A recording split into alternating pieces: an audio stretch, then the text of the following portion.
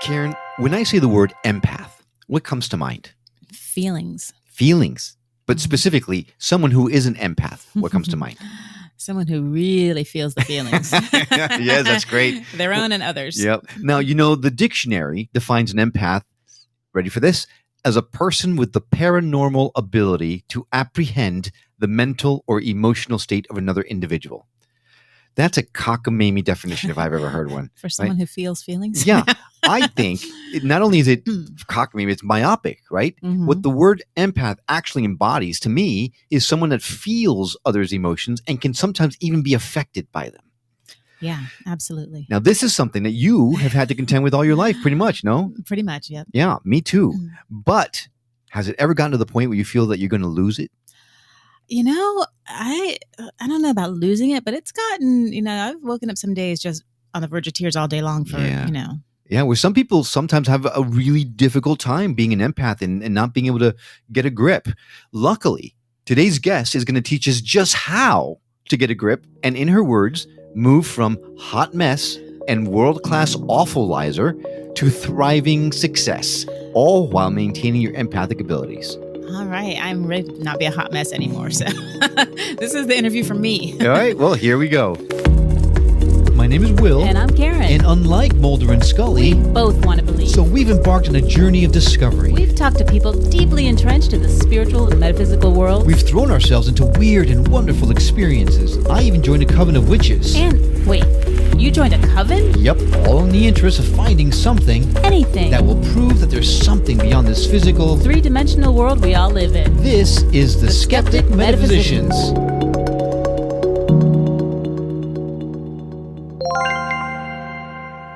Will, how old were you the first time you got your palm read? The first time I got my palm read, I think the first time was probably when I was in high school at some point. But the paint kind of wore off. You are so funny. Oh my gosh. How about the last time? I don't remember the last time I got my palm read. Must have been a very long time ago. I know. I don't remember either. I mean, I know I've had it read before, I think. And then I've gotten some of those magazines or books where you try to read your own palm. And I was never very good at it. Palm reading. But it's something that everyone knows about, but not really many people have gotten done, right? Well, we did that one episode with the hand analyst. The hand analyst. But that seems different. It does, I guess. That was more scientific, right? It was a lot more scientific. But couldn't it be somewhat similar in a way that palm readers tell you your future based on the lines are on your hand, and the hand analysts also tell you what your future is supposed to be or what your life's purpose is supposed to be based on your lines in your hand? Oh, I thought that was her telling us who we were. But I guess that's your life purpose too, right? Yeah, your life's purpose is what she does, right? So though she uses it in a very scientific way, it doesn't mean that the people in a local carnival that take a look at your line to tell you how many kids you're going to have, well, that might be a little different because I don't think hand analysis can foretell your future that way. I don't think in terms of tell you how many kids you're going to have.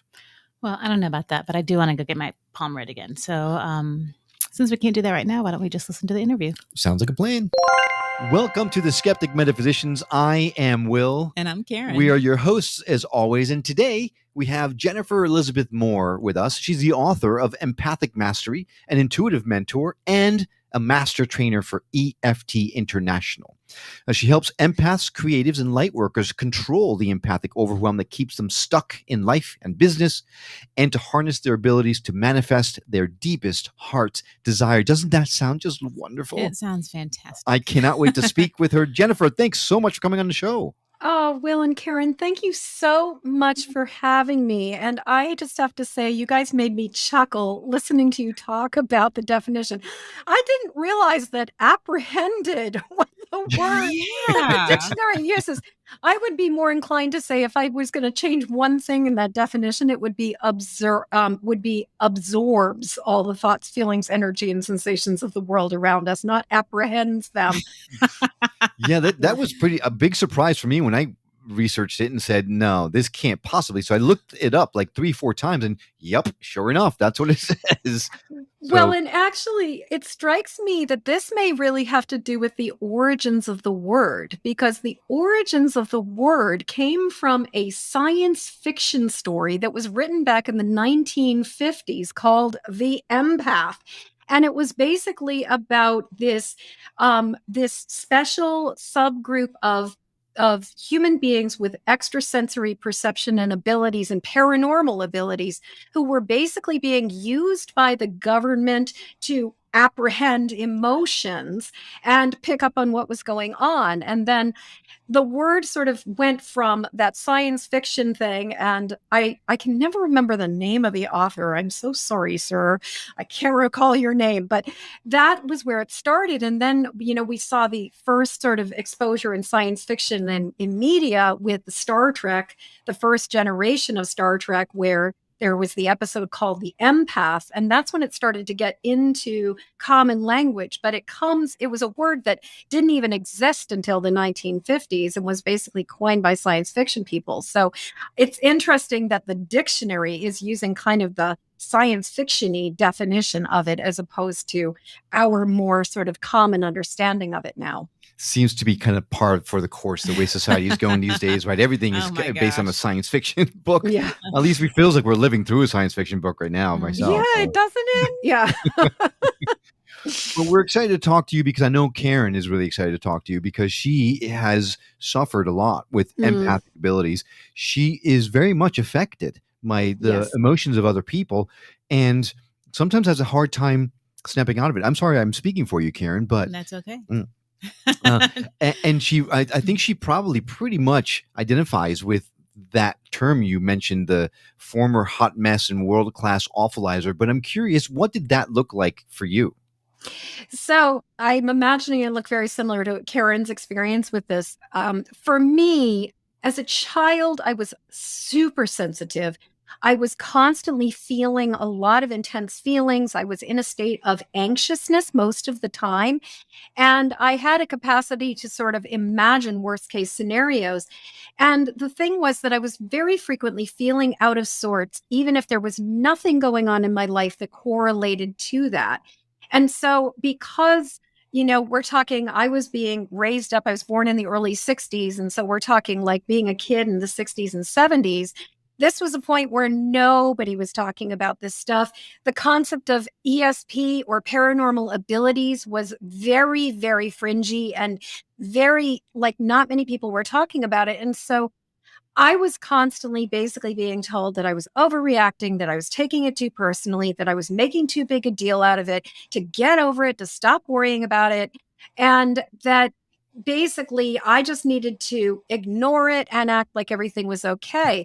So I started to imagine by the time I was like 8, 9, 10 years old that there was something wrong with me and that I needed to fix myself. And so I spent the first, I don't know, sort of second and third decade of my life really struggling with what's wrong with me and and why am I this way? Why am I reacting to things so frequently? Why do I feel blue for no reason? Why do I feel terrified for no reason?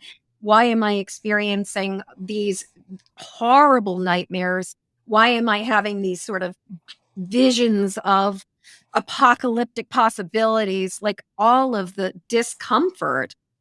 And I was just living in this state of thinking, what's wrong with me? And it wasn't until I was in my late 20s, early 30s when I found this spectacular therapist that I started working with who was very intuitive and who had done a lot of work on her own empathic and psychic abilities, who started to help me recognize that nearly all the time that I was feeling unexplainable distress, there was a correlation with either reconnecting to other people or being in an environment or a situation, or in some cases, picking up on something that was coming down the pike that was going to be happening.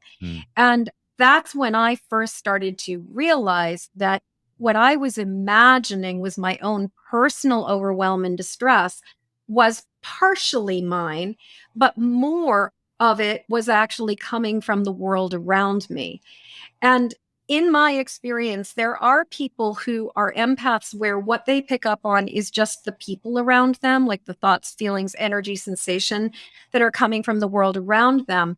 But then there are those of us who are so sensitive that we are also picking up on the geopathic stress. We are picking up on the climate change emergency. We are picking up on the sort of social unrest that is going on. And a lot of times, not only are we picking up on what's going on in the current environment, but often if you cannot explain why you're feeling what you're feeling, it can also be sort of feeling like ripples coming from the future into the present where we pick this up. Now, I can't explain why or how we have this capacity for premonition, but what I can say is that I can say that multiple times in my life, like to the point where I can no longer count, there has been this sort of sense of the rumbling underneath my feet, sensing that something is coming.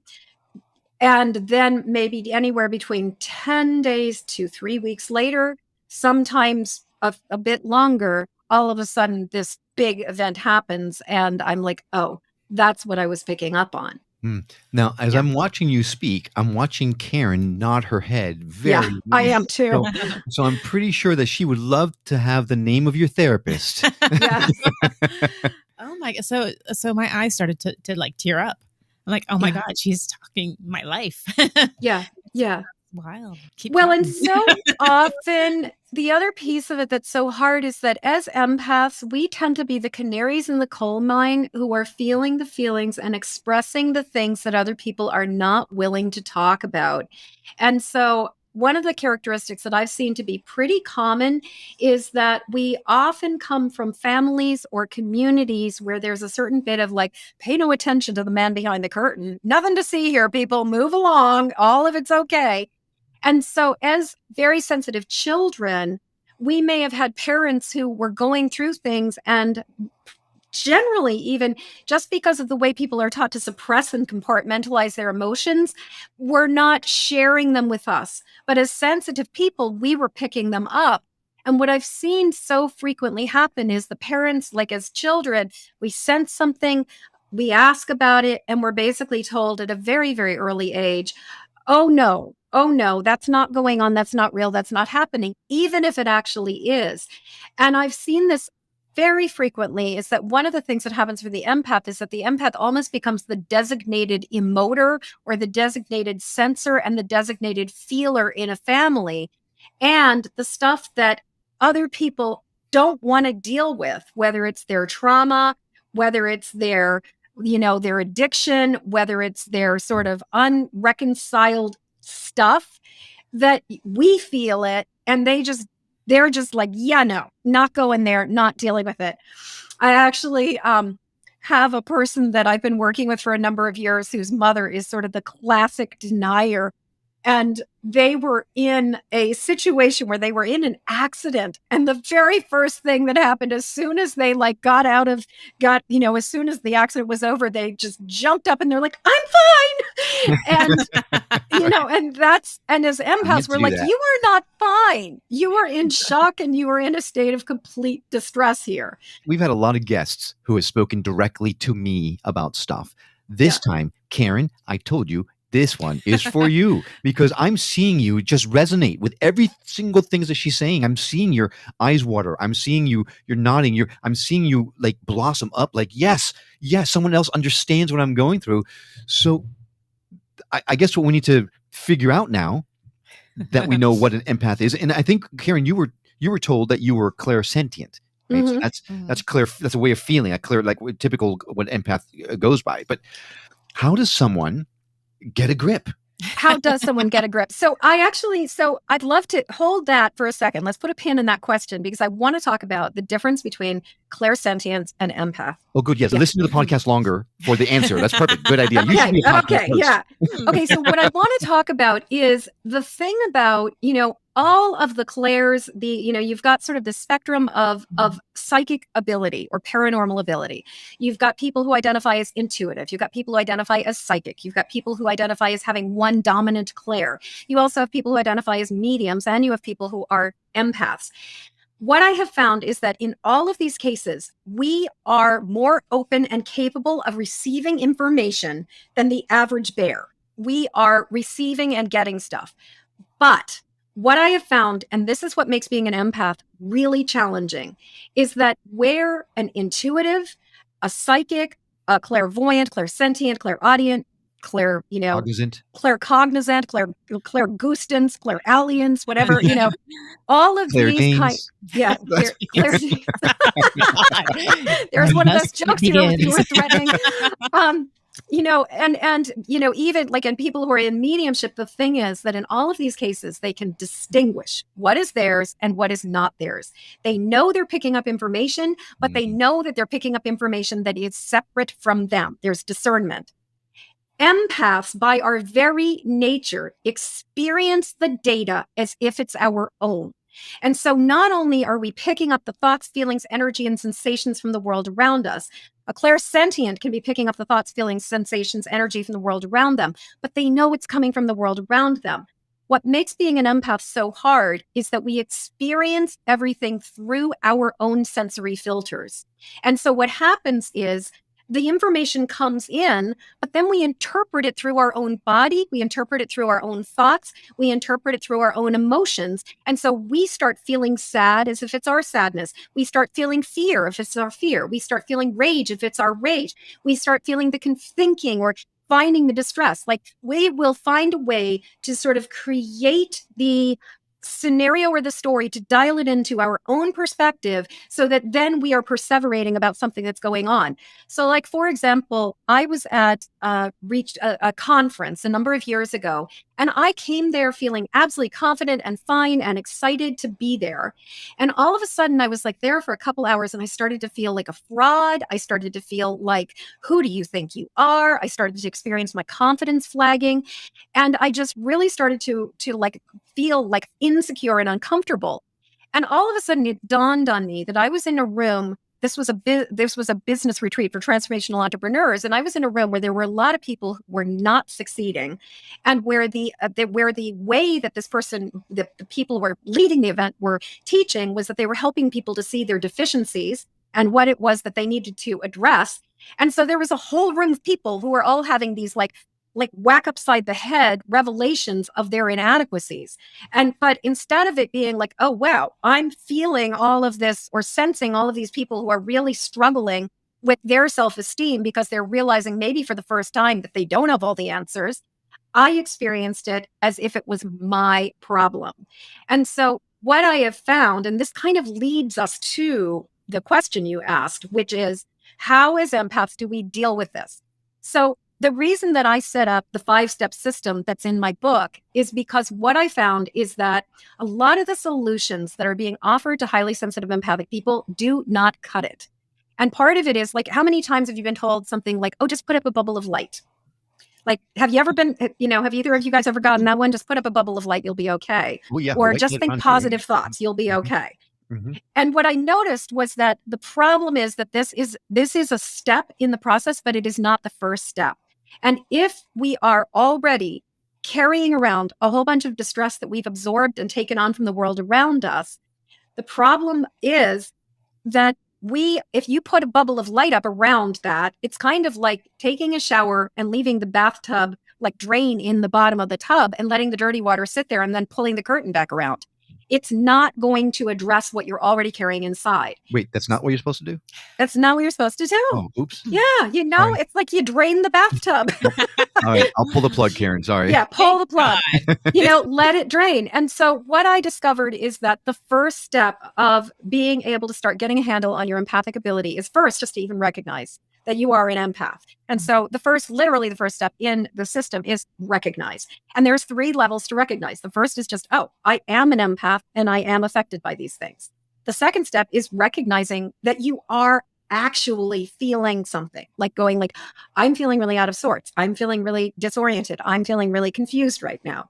And then the third step is to start working on recognizing what's mine, what's not mine, how much of this is actually coming from within me, how much of it is coming from without me, most of the time, it's a combination of, like I'll ask myself, is this mine? And I would say that 95% of the time, the answer is yes. And it's also something else. So the first step that we need to take is even acknowledging what it means to be an empath. And instead of like kind of buying into the gaslighting and continuing to tell ourselves, you're making too much of a big deal of it, get over it, stop worrying about it. Instead, we need to validate that we are picking something up, that we are sensing something, and it is affecting us. So that's like the first step when it comes to empathic mastery, is just to recognize what's going on. And very simply, one of the first things that I like to do is I like to just put my hands over my heart, sort of on, or in the center of my chest, but kind of over my sternum. And I just really love to ask myself, so is this mine? I'm just asking, is this mine? And a lot of times the answer will be yes and. So, and then I might realize that some of my distress is like, lately, some of my distress has been, I've been really sort of having echoes of life during the Reagan administration, and just kind of like what life was like back then when we were, worrying about acid rain, and also like worrying about the sort of a lot of different things happening. But I know that there's that. And then there's also the reality of all the things that are going on in the world around us. So recognize is the first step. The second step, before we can protect ourselves and put up a bubble of light, is release. We need to release the stuff that is not ours and let it go. And that's where me as an EFT practitioner and an EFT trainer comes in, because in the more than 3 decades of work that I've been doing as an energy healer and an intuitive, I have never, ever, ever found a tool more effective than EFT, also known as tapping, but it stands for Emotional Freedom Techniques. And honestly, I have yet to find something that it doesn't benefit in some way. There are also other ways we can release. We can go for walks. We can use our breath. We can use journaling. You could just, throw yourself into a clean bathtub and sort of imagine all the extra stuff kind of coming out of you. A clean bathtub. That's a good idea. without the plug in the drain. Yes. Or you pull you put the plug in, you run the clean water, and then you pull the plug when you're done. And so, release is the second step. The third step is when we start to build up our psychic filters and shields. It's the third step is protect. This is when we can start building up more robust filters and shields, because if we build up filters and shields in a state of distress, the distress that is going on internally is almost like, it's kind of like it's kind of like lacquer remover from the inside. It weakens our filters and shields internally, so it compromises our ability to sustain any kind of protection. So we come to the third step of setting up our energetic filters and shields, but also logistically having boundaries, recognizing where are we saying yes when we should be saying no, where are we acquiescing, where are we going along, where are we withholding our truth, where are we overextending ourselves, where are we overdoing, overgiving, where are we people pleasing, because these are also traits that are very common for empaths, because we feel people's disapproval, we feel people's like disappointment, and we don't, and it's uncomfortable. And so we will often want to please people so that we don't have to feel the discomfort.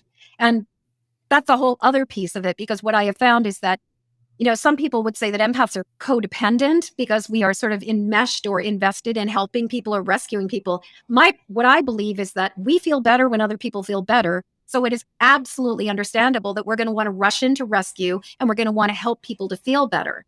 So it's a selfish thing, then, is what you're saying. It is a selfish thing to do. Yeah, we have an agenda. It's very uncomfortable to be around people in distress. So, so then the fourth step after we learn to protect is connect. And I look at that as connecting to a power greater than ourselves, because I really have found that the universe abhors a vacuum. If you just clear things out, you get rid of the negativity and the toxicity, but you don't replace it with anything, then unfortunately, the negativity is going to come back. And so what I have found is that we need to start connecting to a force, a power, a wisdom, a love that is greater than ourselves. Now, I'm not going to tell you what your sense of a higher power is. I believe that is an incredibly intimate thing, and that is a very, very deeply personal thing. But in order to not keep on repeating the same pattern of taking on all the energy that's coming from the world around us, we really need to connect to something different. So it's sort of like we're replacing the energy with a more positive energy, with a more positive frequency. So instead of us running away from things, what we're starting to do is we're moving towards our desire and moving towards the things that feel good to us. And then the final step of empathic mastery, which comes after we've really kind of gotten ourselves stabilized and we're not wobbling all over the place, is act, which has to do with really looking at how are we living our life in a way that allows us to be of service in the world, but also really allows us to do the things that keep us healthy and thriving and living in a way that reinforces and supports us as opposed to keeps getting us into trouble. So, long answer, but the thing is that where some people might have a short, sweet, quick, easy answer, I wrote a 380-page book about what we need to do to deal with this, and I have spent the last multiple decades of my life really learning how to navigate it because it is complicated. Well, we need to take a break, but we'll be right back with a lot more of this amazing interview. Well, you asked for it, then you asked for it again, then you demanded it. Well, finally, we have heard you. The Skeptic Metaphysician merchandise store is now open. With really fun show logo designs on things like shirts and mugs to notebooks, phone and laptop cases, and everything in between, you can now take your favorite Metaphysics 101 show with you everywhere you go. Just go to skepticmetaphysician.com/store and you'll find a ton of cool stuff you can select from. Stickers, buttons, even COVID masks, wall art, tote bags, tapestries, you name it, we probably have it. Help us spread the word about the show. Get your Skeptic Metaphysician merch right now. skepticmetaphysician.com/store. And now back to the Skeptic Metaphysicians. Are there any benefits at all? I'm exhausted. I'm well, okay, I'm not the only one, but man, this kind of sucks. So I really do believe there are benefits. And what I actually believe, I actually interestingly channeled an entire book. It was the very first time I've ever channeled an entire book, but I channeled an entire book last week. And what kept coming through as I was doing this was the explanation that the thing is, we are in the first wave of empaths. We are the ones who are awakening to our sensitivity. In order for this planet, the planet is going to survive regardless of what we as human beings do. The planet will find her way and we'll keep going. But us as a species, we are on a precarious, we're kind of on a precarious, moving in a direction that it's we need to back that truck up. Like a freight train coming out. Freight train. Yeah, we are making some interesting choices, let's just say. And what my sort of counsel explained to me was that there are more and more people are awakening to their empathic nature, because in order for us to change the course of our behavior as a species, we must feel the consequences of our choices and we must understand what that is. And the thing is that this idea, one of the things that I keep hearing over and over again is that we are the cells in the body of this earth. We are not individuals. We are not separated. We are all cells in the body of the earth. We are part of a larger organism. And as part of a larger organism, we are not actually separate. And so when we are feeling ourselves compartmentalized, when we are feeling ourselves in this sort of, world of human dominion, we don't feel the repercussions of our choices and our actions as a species. And what I believe is happening is that there are those of us who are sort of born in the first wave. And I'm imagining, Karen, you and I are kind of in that first, sort of those first really highly sensitive people who are sensing what is going on, not just with ourselves, but on, whether it's within your environment, it could be just in your community or your circle of people. It could be in your region. It could be just, and it can sort of expand out to globally. But I really believe that we are the ones who are feeling what is happening on the planet. And part of it is that our job is to actually feel it, but also to access love and to access hope and possibility. But in many ways, it's we are here to feel what everybody needs to be feeling in order for us to turn this around. And what I will say is that in my experience, the more comfortable I have gotten with feeling my own grief, my own anxious, my own fear, and my own disappointment and anger, and the more work I've done around sort of reconciling the past wounds, the more capable I am of holding space for the pain without finding myself being submerged in it. So, but it's a tall order because we are hitting crisis proportions as the species right now. And you and me, those of us who are feeling it, it is not easy by any means. And especially these last like 2.5 years with the pandemic, it has been brutal. And I will just say, Karen, if you're not talking to a lot of empaths, you are so not alone. Like, this is the experience that many of us are having right now. Yeah, and I was so excited because I finally, after however many years old I am, learned how to compartmentalize. Repress. I'm like, hey! I had to learn how to curate. Yeah. I learned how to curate with this. One of the gifts of the pandemic was being able to tap out and say, I've had it. I spent the first 6 months of the pandemic watching Good Witch and Grey's Anatomy. God only knows why Grey's Anatomy was safe, but there was something about the over-the-top dramatization of it. But also what I realized is that what I love about Grey's Anatomy is that it's like there's no suppression of emotion. It's all like big feelings all the time. And for empaths, when people own their feelings, we don't have to own them. So there was almost like a comfort of being able to see people processing their feelings on Grey's Anatomy without having to be the person to process the feelings for them. Right. And then Good Witch, which I don't know if you've ever watched it, it's a very adorable Hallmark series about this lovely healer named Cassie Nightingale who runs a metaphysical shop somewhere like, in this lovely little small town in Canada. And it just has like episode upon episode with just very, very benign and tame things where the villain literally wears a black hat and it's so tame. It's just so sweet. And that was about what I could tolerate. So I would say I learned to curate, not necessarily compartmentalize, but to curate. Yeah. So I need to step in here and say this episode is not brought to you by Good Witch or Grey's Anatomy. You did that in a very good announcer voice. Thank you. I've done a lot of. And as I would say, and I am not a doctor, nor do I play one on TV. I want to touch base a little bit on what you said, and you touched on this a little bit. But when someone, probably the best way to say this is, I've constantly told Karen that I think she's on this planet to share love, to spread love, right? Because she is an unbelievably loving human being who cares so deeply for people that she has so much love from that. But societal norms keep things like that at arm's length. But I encourage her to share that love. If enough of us were to go out there and really just screw the societal norms and just allow yourself to love others and express your love, would that tilt the scales a little bit?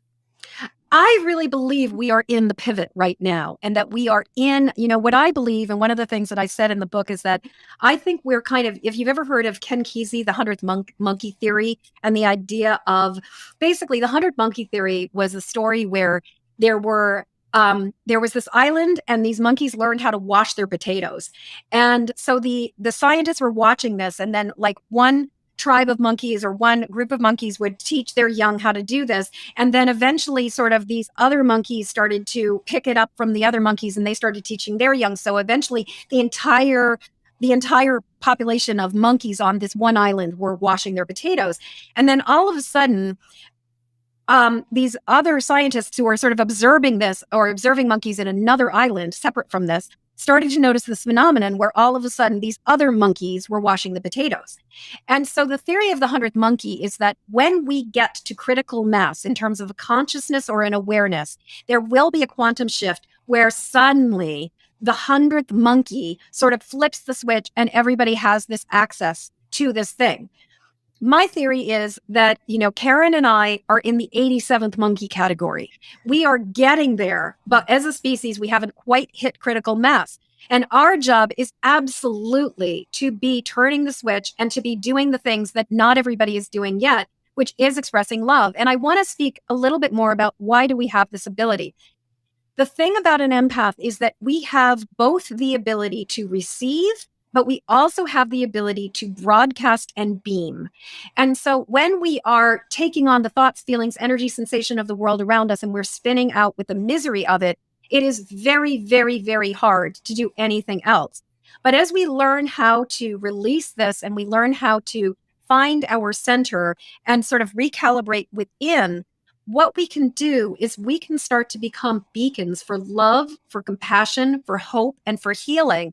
And we can actually start broadcasting a signal instead of being part of the problem where we're just absorbing and then amplifying the distress. That's really interesting. And I'm just kind of thinking of all of my life experiences and how many people are probably in the same boat that I'm in that are just kind of opening up or not even really realizing this now. And so many things are clicking. For example, like my parents split up when I was very young, but my father was very much, don't make a big deal. Don't be so emotional, blah, blah, blah. But when anybody, including my father, have any sort of life issues, who's the one they talk to? Yeah. And who's the one that hangs up the phone crying?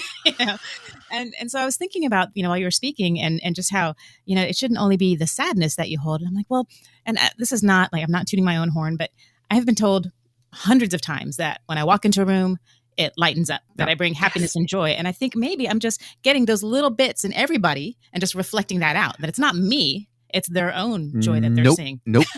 Toot that horn, baby, because you have a light about you. You are an angel on this planet, and you're bringing that energy with you wherever you go. I can absolutely see it. And this is my first meeting with you, Karen, but I can feel your glorious heart, and I can completely see your beautiful light. That have confirmed it. 6 people maybe have confirmed it now. A lot of people have confirmed it. So eventually you're going to decide to believe what we're all telling you. Eventually. Well, and you say something that I think is so incredibly important, because so often we really do have to fake it till we make it and act as if. We have to take the words of the people we love at face, the people that we love and trust, not the ones who are gaslighting us, but the ones who we really do love and trust at face value, and go, if they believe in me, maybe they can see something that I am too distressed to see right now, but maybe I can go with that. And just really living with knowing that we are enough, that we are a beacon for love, that we do have a mission, that we are here. And actually, recently I've been starting to do what I'm calling the Fairy Godmother Apprenticeship Program with a number of people who I've been working with and mentoring, and where it's all about not just fixing the problems and focusing on the problems, but taking it to the next level, which is, how do we share joy in a world that is so externally focused on issues and problems? And I think that's another part of it, is like, while I am not a fan of spiritual bypassing or light washing or ignoring the major social issues that are going on in our planet right now, I do think that we have a tendency as a species to perseverate on all the wrong things and not give ourselves permission to feel pleasure, to play, to have fun, to go for delight. And if anything, like Karen, your job and my job is to radiate love and to share joy, to share pleasure, to share fun, and to help people flip the switch so that they're not just sinking in despair. Because, I've been really getting the sense of, like, at the same time that we have people who are in just absolute abject terror and agony, we also have a mother who has just been handed her brand new baby who is falling in love for the first time. We have people who are having their first, like, they have fallen in love and they're getting it on for the first time, and that ecstatic reunion of, like, I just found my boo. I just connected.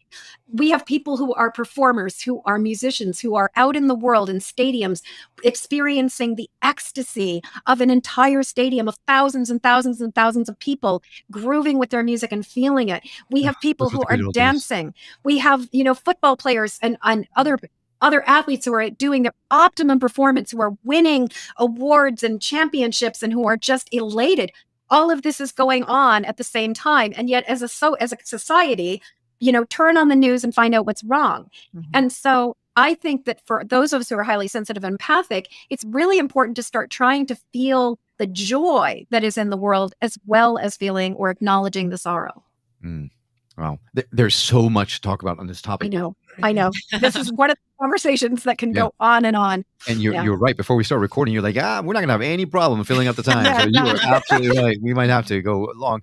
But I do want to talk about your book, because your book brings a lot of practical, tactical knowledge and tips on how to handle all this stuff. Again, one more time, it's called Empathic Mastery. But it is called Empathic Mastery, a 5-step system to go from emotional hotness to thriving success. Yeah. And in the book, you really do a deep dive on each one of those steps. I mean, it's a wonderful book. But one of the things that I've heard you mention as I was researching is that you should try to stay away from processed sugar. Yes. What does that have to do with empathic abilities? Okay, so sugar, let me see if I can try to, so sugar is an endocrine disruptor in the sense that, insulin is a hormone. And when we are consuming large amounts of carbohydrate, we are basically disrupting our hormones. And if you are a human being, but especially if you're female and you've ever experienced PMS, you know how much our hormones impact us. Now, hold on, because I've experienced it, but from the other side of the fence. Does that still count? Yes. So Okay. you know too. You know too. And the thing is that there are, we don't necessarily think about insulin as a hormone. We don't necessarily think about when we are, sugar is something that will cause our blood sugar. It will cause our system to spike with really high blood sugar and then crash with really low blood sugar. And our bodies are not meant to process a lot of sugar. Our bodies, like as a species, we didn't, like even fruits were not really like easy to access. Like up until recently, sugar is a very modern concept. It was a very, very special treat until very, very recently. And the problem is that sugar influences and affects our blood sugar, and it deeply, deeply impacts our mood, but it also compromises the bacteria, the flora that grows in our gut. And essentially, there's more understanding that our gut has the same cellular makeup as the gray matter of our brain. And there's a sort of, when people talk about trusting your gut, that's because there's a deep connection between the gut, or I'm pointing at my head. There's a deep connection between the gut and the brain. That's a strong connection there. Strong connection there. And the thing is that when we are we feed our gut unfavorable foods that contribute to or help unfavorable flora to grow in our gut, we develop what is called gut dysbiosis. And as we develop gut dysbiosis, what happens is we throw our entire system out of whack, and we compromise the integrity and the literal sort of like filtering system of our internal gut. And so if you have ever heard the saying in metaphysics, as above, so below, or as within, so without, when we compromise the filters and the sort of extremely resilient internal lining of our gut, we are not only compromising our internal gut, we are also compromising our external filters and shields. So sugar is something that affects us deeply emotionally, and it affects us also very much physically. And so what I have found is that while there certainly are exceptions to the rule, and there are some empaths who are way more physically resilient and able to kind of get away with it, or they're just so much younger that their body has not reached that sort of critical mass. But in my experience, once you start talking about people getting into their mid-20s and beyond, the more sugar you consume, or the more sort of processed carbohydrates you consume, because, like white bread turns into sugar, the more compromised your gut becomes, and the more compromised your entire hormonal system becomes, and the more dysregulated one becomes. So I have found that stopping sugar is actually one of the it's one of the most important things we can do. But what I will say is that if you do not have healthy alternatives in place and you just go cold turkey, in the same way, if you ever quit smoking and you know that like when you quit smoking, it's sort of like all your stuff comes up. If you've been using sugar to self-soothe, then the challenge is that unless you've got some kind of other way to take care of yourself and support yourself, it is going to really, can I say, use a four-letter word? Absolutely. It's going to really suck. It's going to really suck. Well, that's tame. I don't have to. Okay, I know, but I just wanted to be sure that I wasn't using. I was looking for. I know. I could drop the F-bomb all over the place. I have a friend who crochets bombs with the word F on them. So I'm getting a set of purple crocheted F-bombs that I'll be able to drop during podcasts and Facebook Lives and things like that. I love it. Well, then that gives you a roadmap, Karen, right? For how you need to live your life moving forward. You've got the 5 steps. If you want to know more about how to get a grip on stuff, Empathic Mastery, the book, is fantastic. It's a no BS, tell it like it is guide written specifically for empaths. You don't have to figure out what it's saying. No. I want it. Tell me directly. It is a no BS. Tell it like it is, and it's written by an empath who cracked the code on how to handle it. So, if you recognize any of this in you, I would urge you to check out Jennifer's book. We're going to add a direct link to it in our show notes. So, if you're listening to this on the radio, All you need to do is go to skepticmetaphysician.com, go to her episode page, and just click the link. It'll be that easy for you to find it. If you're listening to it on your phone right now, hit the little eye on the corner that gives you the show notes, and you will find the link there. You don't even need to leave your couch. So, Jennifer, you have given us so much to think about. I know Karen, her life has now been changed. So thank you so much for taking the time to share your expertise with us, because it's something that we've been wanting to tackle for a long time, and something that I think will help Karen and a lot of folks who are listening right now. You're not crazy. You're not. You're not crazy. You are, I think if I can just say, I'd love to say two things. One is that in addition to the book, I also have a free Facebook group where I offer a lot of support. I teach master classes, and you can learn more about that by going over with the show notes and everything, because I would really, my mission is to help other highly sensitive empathic people to understand what they are, why they feel the way they feel, and to really turn it around. And I just want to say, Karen, my heart, I really can identify and relate with what you're going through, and that it does get better. I promise it can get better. You are not crazy. You are not making stuff up. You are here for a reason.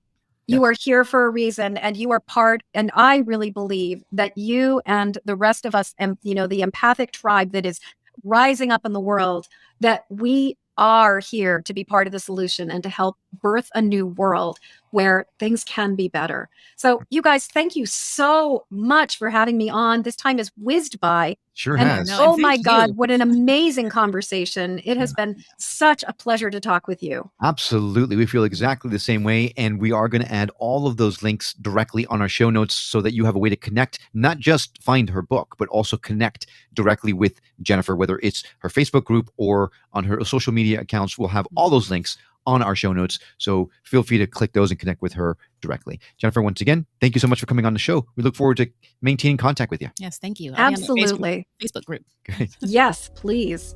Yeah. And thank you for coming along on this journey of discovery. We'd love to continue our conversation with you on our website or on Facebook and Instagram under @Skeptic Metaphysician or skepticmetaphysician.com. And if you're listening to this on the radio and you missed something, not to worry. All of our episodes, including this one, can be found at skepticmetaphysician.com, where you can also watch the videos or even send us email or voicemails directly from the site. We absolutely adore feedback. We really love to hear from you. We'd appreciate hearing from you now. Well, we hope you enjoyed this episode as much as we have. We'll see you on the next episode of The Skeptic Metaphysicians. Until then, take care.